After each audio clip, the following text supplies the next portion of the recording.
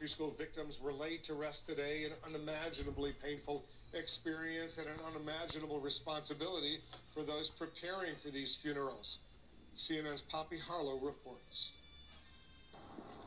The first call came in at 7 o'clock Saturday morning. Once the magnitude came, I said, well, we've got to get things planned out so that we can do what we have to do. The pain in his eyes concealed by his glasses, his exhaustion apparent. Daniel Honan runs the only funeral home in Newtown. One girl, the funeral we had yesterday, she loved orca whales. 11 of the children murdered at Sandy Hook Elementary are being remembered here. Long lines outside, now a painful sight, all too common in this picturesque town. Tragedy has fallen here in Newtown. It's landed here. And it's our job to take care of what has to be done. And that's what we do. The calls with the families, it's very sad. Difficult beyond words. And they wanted to make something that would, last, a lasting memory for them, that would make what they thought their child's life should be. A reminder of what their children were. Many of the children had favorite hobbies. One girl loved horses and animals and wanted to be a vet. One boy was the Giants fan.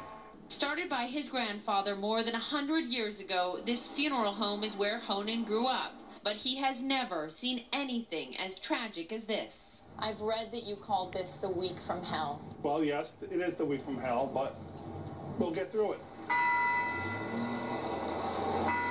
Their innocence was taken away from them, and that makes it very, very difficult for us to deal with.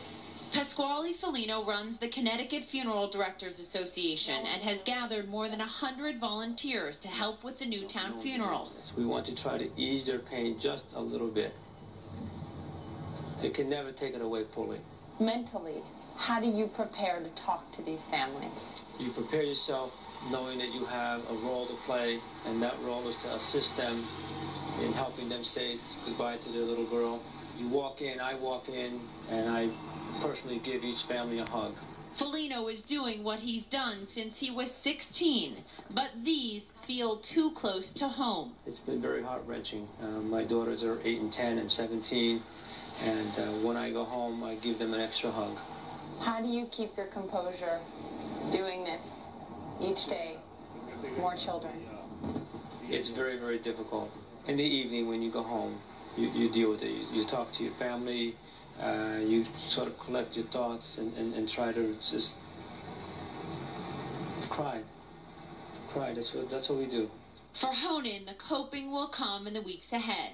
For now, he tries to tune it out. When I go home at night, when I turn the TV on, I turn it on to, I've been watching Christmas movies. It's an escape. And, I find great comfort in my wife. My wife is, my rock.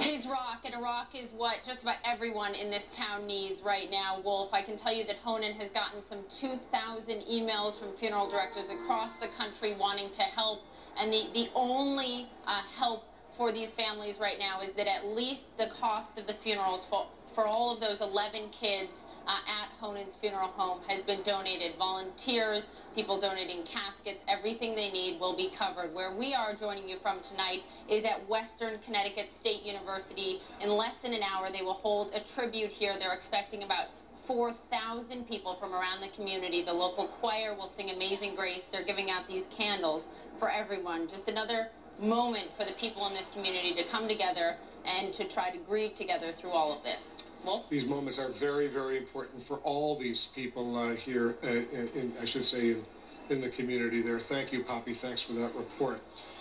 We'll be right back.